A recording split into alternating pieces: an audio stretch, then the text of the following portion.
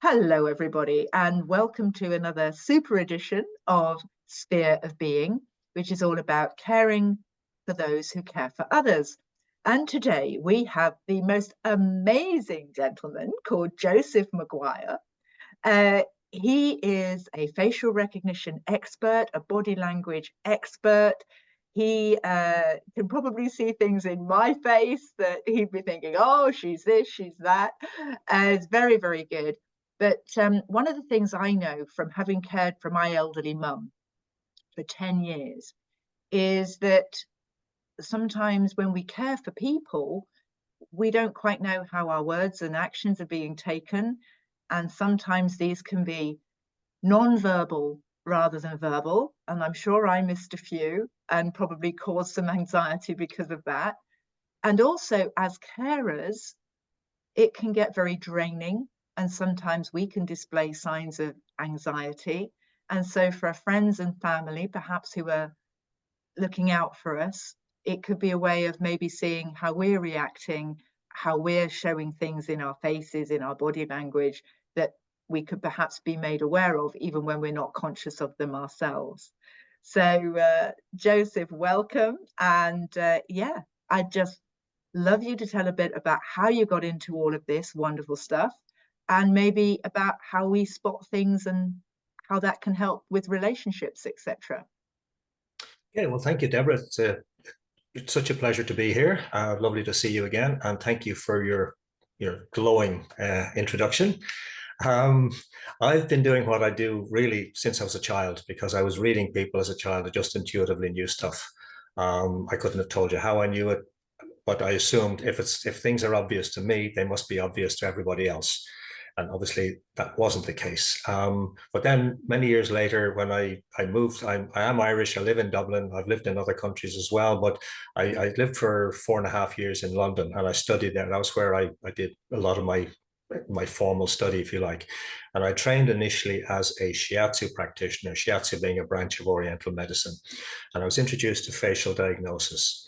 And the facial diagnosis is one of the diagnostic tools used in traditional Chinese medicine. But the Chinese perspective was always that the mind and the body are inseparably connected. So rather than thinking of like the physical heart or the physical liver, they thought in terms of the liver. The liver is associated, okay, with which emotion, which aspects of our mental processes. So you're looking at the face, you're looking at the whole person. And then the face is also regarded as a life map. So like, although obviously they're not on the face, the ears are the first 14 years of life. And then you've got the teenage years, 20s, 30s, and so on down the face. So you can tell a lot about somebody's history as well as about their character, personality, communication style, stress triggers and responses, and a lot more besides. And I've been teaching this stuff for close on 40 years now. And I've also so I studied face reading, facial diagnosis, and body language at the same time. But I've also done a lot of study online with former FBI trainers in interrogation, negotiation, body language, elicitation. So I've broadened my skill set, but it's all around communication, observation, and also the one we tend to underestimate, which is the listening bit. And when we're caring for other people, the listening bit is so, so important. And we're not just listening to what they say, we're listening for how they say it. And we're listening for when they don't say enough, when people withdraw. And it's very easy in today's world where we're so busy, and we're so busy in our minds, never mind with physical activities, etc. But so often people are so busy, they're not paying attention to how people are in their immediate circle. So whether it be a teenager, or an older member of the family, a loved one, paying attention to when they become silent is very, very important. And it's easy to allow people to bury themselves in, with their phone, video games, or the TV in many cases, as if people are older, and say, oh, they're occupied doing it. But are they occupied or are they withdrawn into it is a key question. So paying attention to things like that, silence when it becomes too much, too long, too prolonged. as well as then the observational stuff. Like even basic posture stuff. Is somebody's posture a bit more bowed down? Will tell you, and particularly if it's prolonged.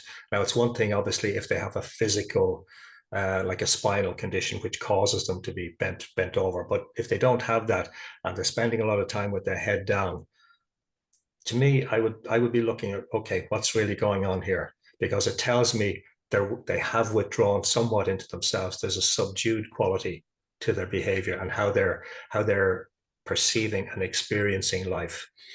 I would also then, getting into the face itself, I would be looking at, particularly around the eyes.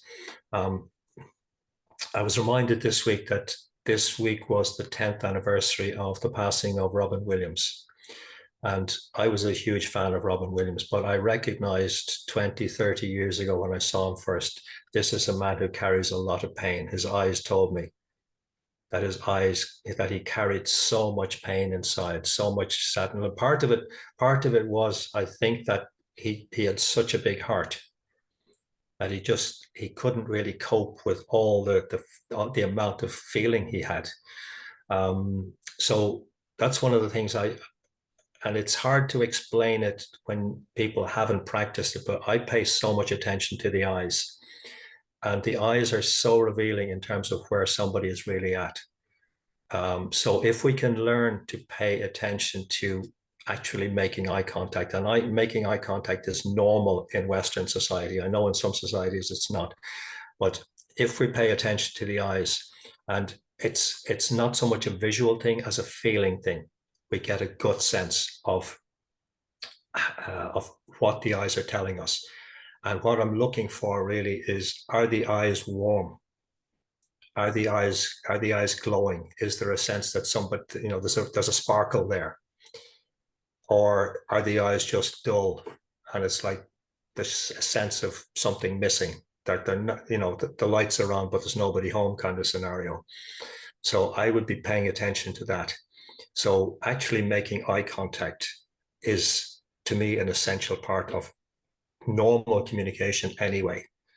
But particularly if we're caring for somebody, paying attention to what the eyes are telling us. And like I said, it's not so much a visual thing, it's a sensory thing. And then there's so many aspects to it.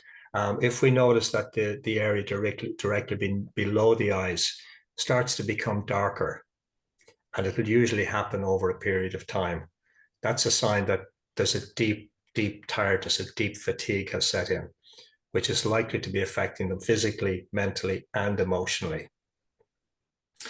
We're paying attention to tone of voice when somebody speaks. And like one of the things I would recommend is, if you're caring for somebody, regularly ask them about something they're genuinely interested in, that they're normally, that normally gives them a buzz, for want of a better term.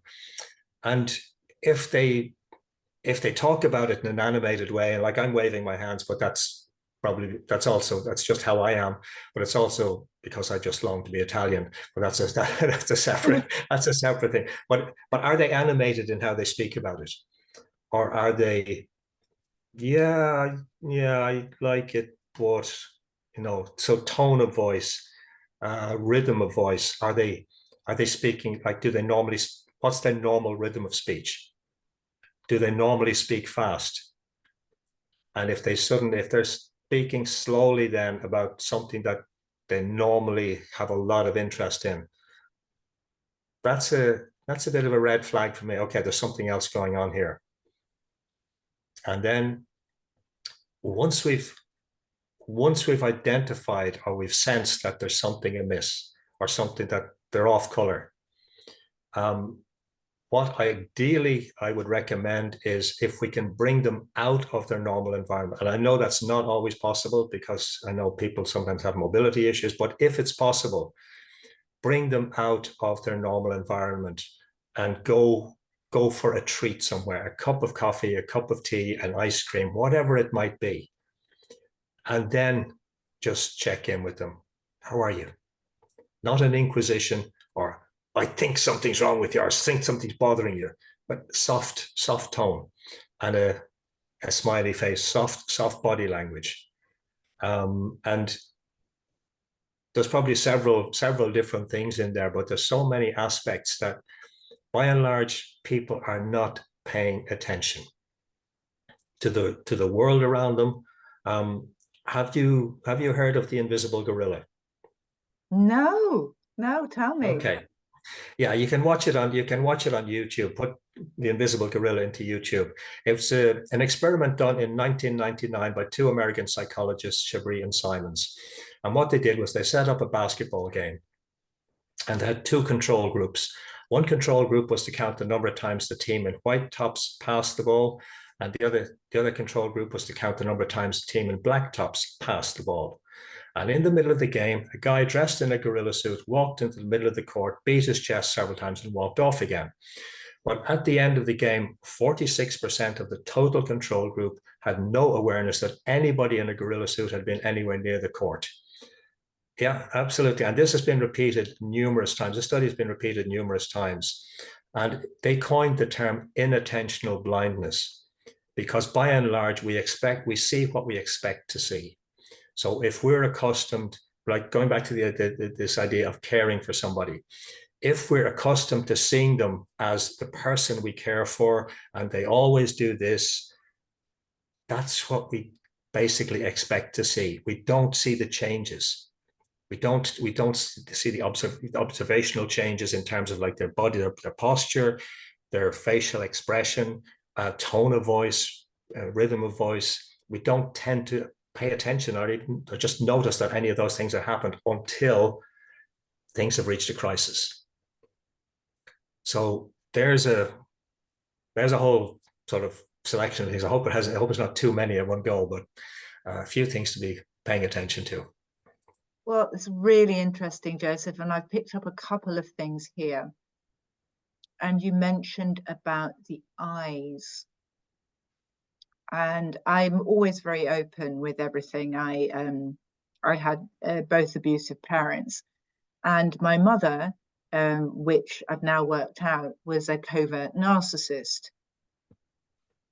And the older that my mother became, her eyes became like the great white shark.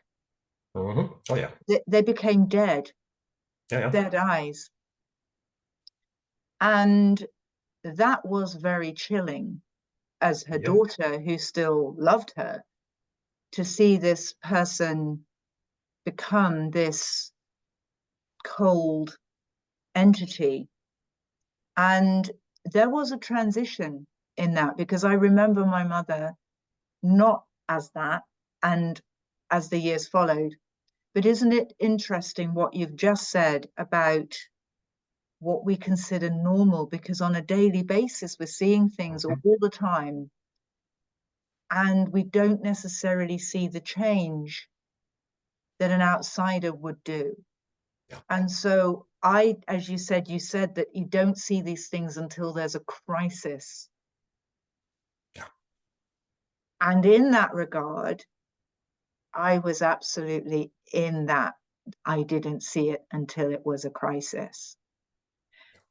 And when you get to that stage, I believe there's hope always. There's hope for change. I know that comes from both parties. Mm-hmm.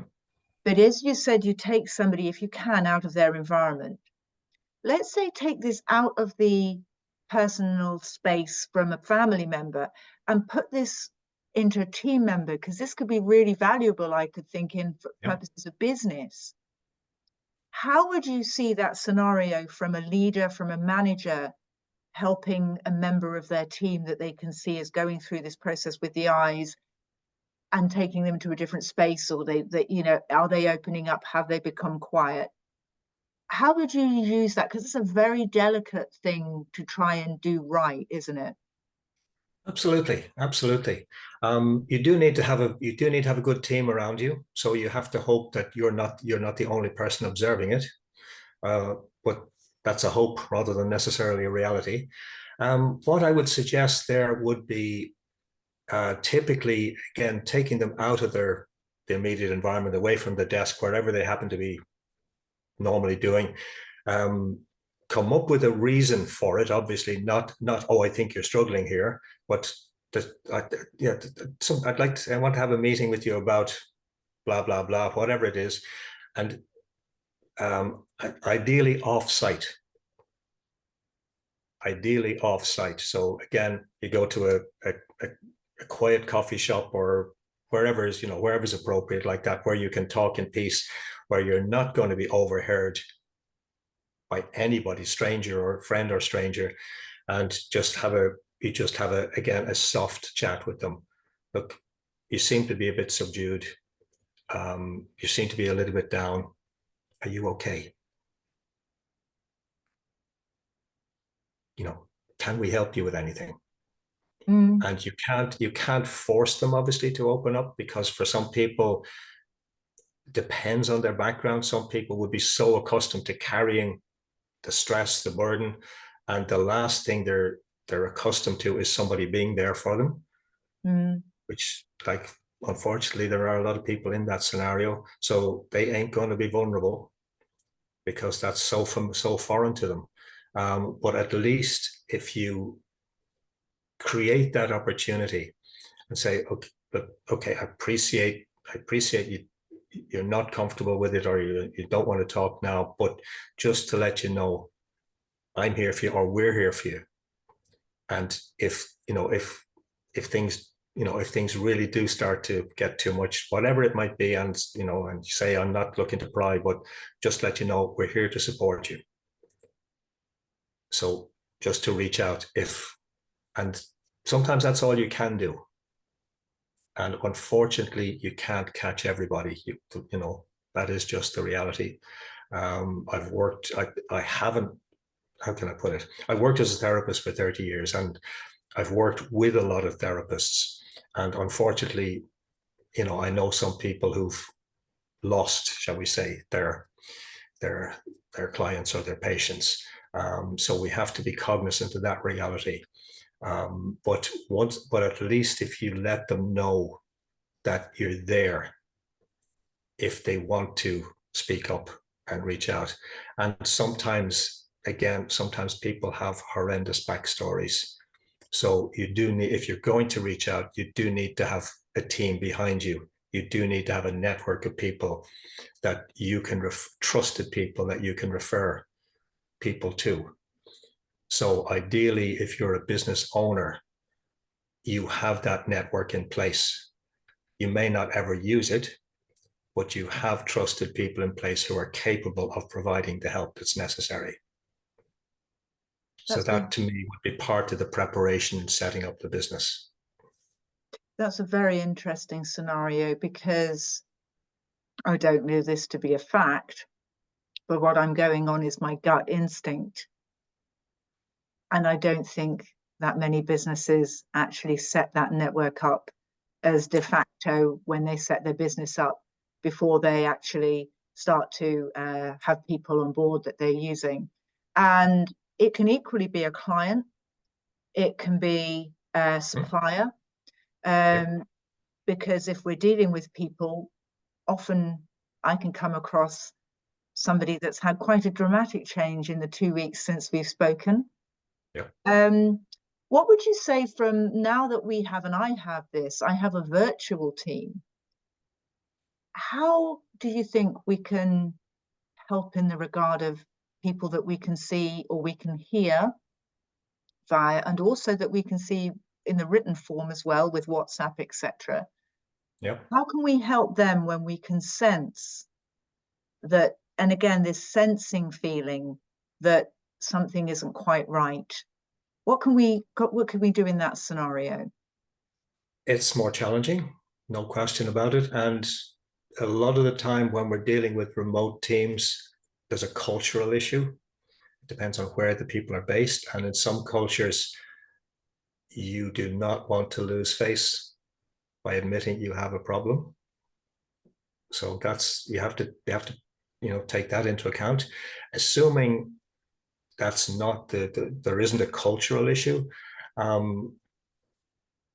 What I would be recommending would be, again, just to reach out to the particular team member, say, look, I'd just like to just want to check in with you, have a call, have a Zoom, whatever platform you're using, but to be able to see them as well as listen to them.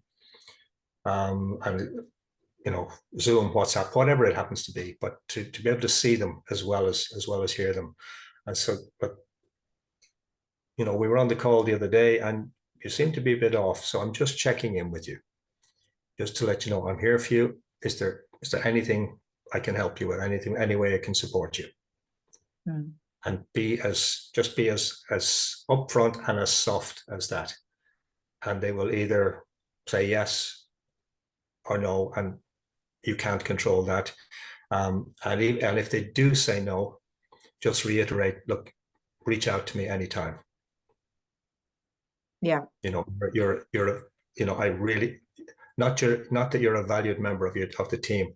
I value you. Personalize it. I value you. Yes. Yeah. Yes. That's really good. That's resonated with me. I value you. Yeah.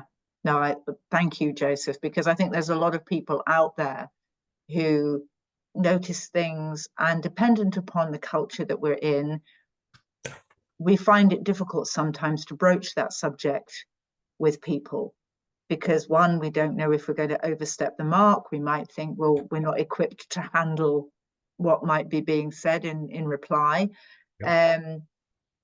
But from my personal journey, I am always aware that when I in business put on a brave face, and inside I was not doing that great. In fact, I was falling apart. I was having a breakdown.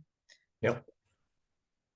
Not because of anybody being less than kind to me, but nobody said, how are you?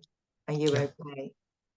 And I think if they had have done, that could have been me doing things a little bit sooner than waiting before it became even more of a crisis. So that's very good words that you're saying there, Joseph. And the other side of things is when we are in a position of leadership, or we are the carer, many people caring for elderly relatives, or perhaps children with superpowers, or people who have partners with Alzheimer's, etc. We ourselves can get tired, we can get anxious, and because we feel that we are the ones with the burden, we don't think that we can ask for help. So if there's anybody in our ecosystem that's looking at us, what can you think about the self-analyzing? What can we look at for ourselves, almost looking in the mirror and saying, oh, I'm displaying X and Y and becoming more au fait with how we're coming across? Yeah, well, that's a deep one. I've had a lot of contact with carers in different scenarios. When I was a therapist, I would have treated various carers. My younger sister has been in a care situation for many years now. And what I've noticed is that many carers, wonderful, wonderful people, they display so much external caring, but don't necessarily care for themselves. There's often, it's often apparent to me anyway, and I could be wrong, but it's apparent that they're almost like overcompensating for something they didn't get. So it's not at all natural or even comfortable for them to reach out to somebody and ask for help or support. So that can be a barrier in itself. But if we are caring for somebody else, I would say it's essential. I would say it's non-negotiable that we do need to have an outlet. We do need to have support from other human beings, whether that's one person or several, that we have some kind of break from the scenario of taking care of others. And it's not being selfish. It's to recharge and replenish our reserves, our batteries, so that we can continue to take care properly of the person or the people we're looking to help and support and take care of. But it is essential, and I know that's not necessarily the easiest thing for some people, because there are a lot of people living in isolation. I get that, but if it's at all possible to have somebody you reach out to on a regular basis, even if it's just a phone call, to check in and to be really upfront with how you are. And it's not to see it as burdening them, but obviously you have to check that it is okay with them to have that, to have that kind of call. I get that bit. But we're also in a scenario, we had the whole COVID thing over the last number of years. But what that has revealed is that we actually have a pandemic of loneliness now. So many people are struggling. So many people in all walks of life are struggling, and even apparently hugely successful people are struggling as well.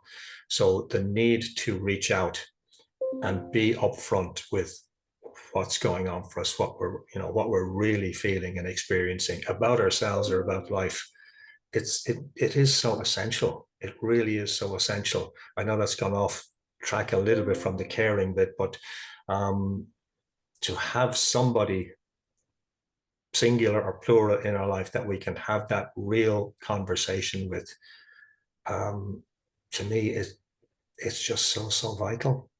Oh no, I agree, and thank you for that, because this conversation and all our conversations, when they go off on routes and tangents, etc., that's sometimes that can resonate with somebody listening, and they think, that's me, I need to do that. So no, thank you, Joseph, that's really helpful.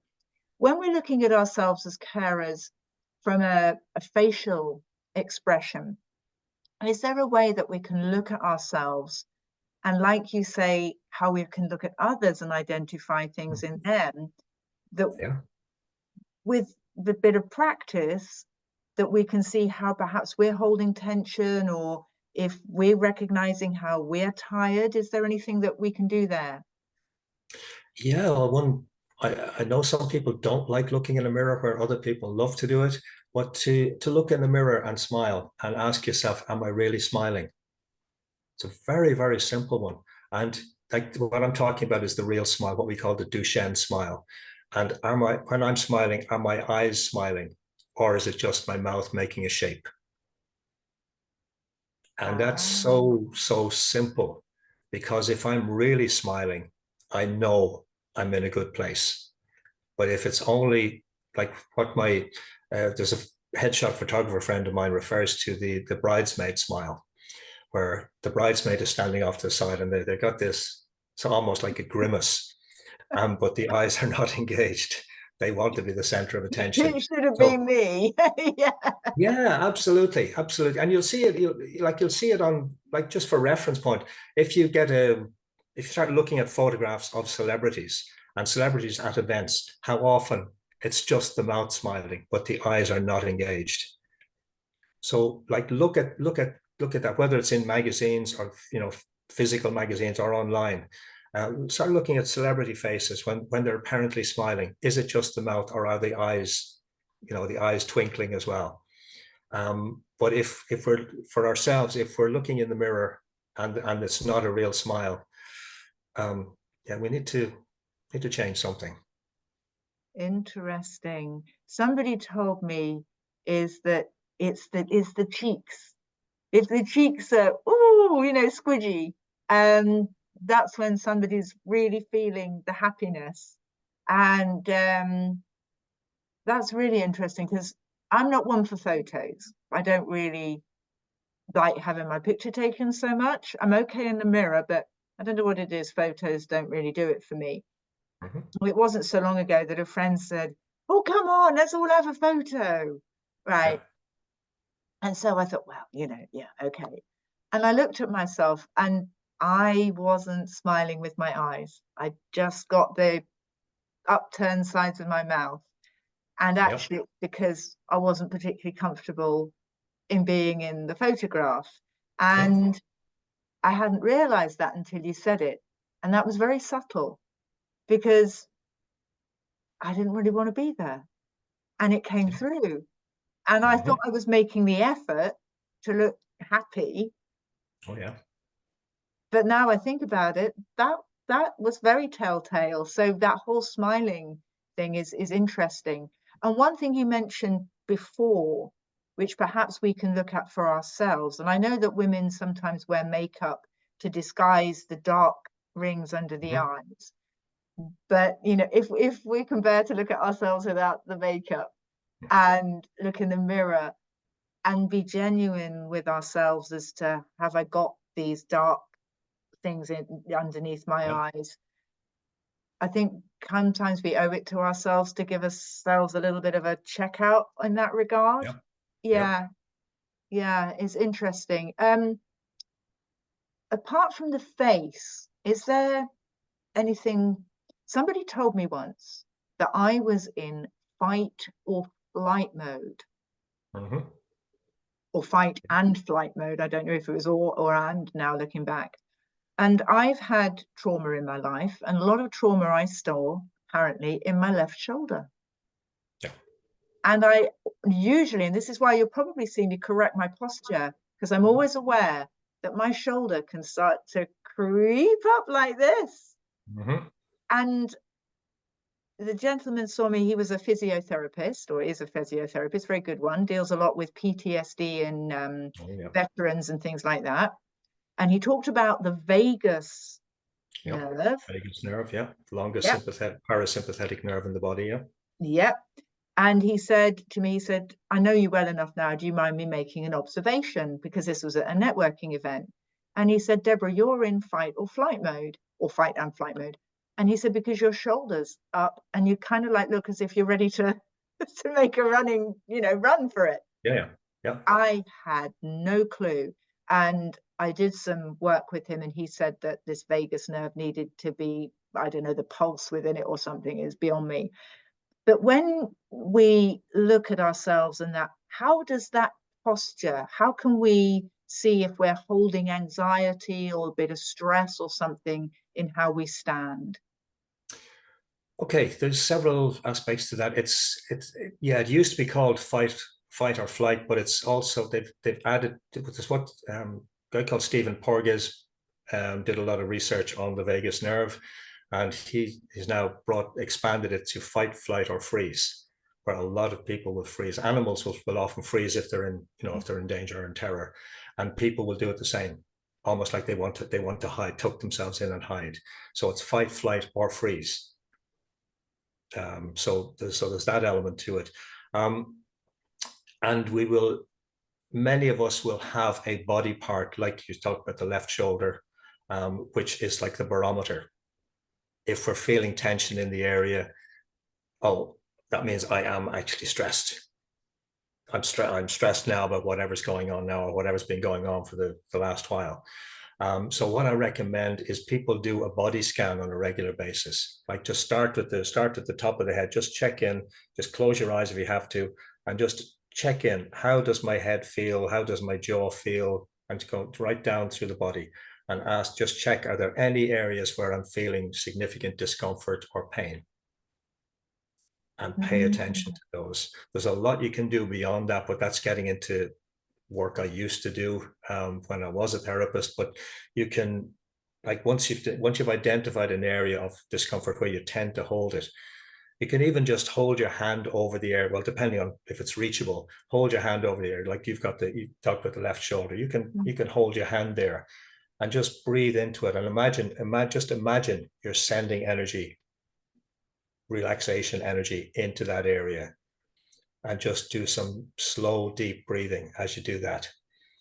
You can even do it without the hand, but just start to practice slow, deep, easy breathing, even just 5 minutes at a time. It doesn't have to be like deep meditation, but do that and bring your attention into that area of discomfort, and just imagine that it's easing out. And imagination is very powerful. So imagine you're easing it out. And even if it doesn't ease out after the first time, do it again the next day. Do it again. Do it in the morning, then do it in the evening, whatever is practical for you, but do it on a daily basis, just 5 minutes at a time. And you're giving your body a message that it's okay. it's okay. You don't have to carry this. And you may get insights in doing that exercise. You may get insights into, oh, that's where it comes from. Mm. That's why I've been carrying it. And oh, now I can change it. Yeah. Wise words, Joseph. Thank you so much. And it's, yeah, really resonating with what you're saying with me. So thank you. We're coming up for our time. I could talk to you all day. I'm sure you'll be on again. I know that there will be people who are very interested in getting in touch with you. We'll put all your details on the show notes, but do you have a website, an email address so that people can get hold of you? The easiest way to reach me is actually on LinkedIn, and that's Joseph McGuire -Face Facts. I do have a website, but it's been neglected, which is clearsightcommunications.com. But the email is, it's a long one, unfortunately. It's info@clearsightcommunications. That's all one word, Clearsight Communications. So info@clearsightcommunications.com. Oh, well, that's fairly straightforward. No, that's good. And we'll put everything on the show notes, as I said. But I tell you what, it's been a real privilege to listen to you. I know I'm going to be practicing a bit in front of the mirror now, and I'm going to be keeping an eye out for people's eyes and the tone of voice and the silence and what they're not saying as well. Very, very valuable. So thank you so much, Joseph. I'd love to have you on again as a guest. It's very insightful. And yeah, we'll speak to you very soon. So thanks everybody for listening. It's always a pleasure to be here. And as I say, you know, if you've got any comments or what have you, do be in touch with Joseph. And we'll see you again soon. Okay, bye-bye, everybody. Thank you so Thanks, much. Deborah. Thank you. My pleasure. Bye now.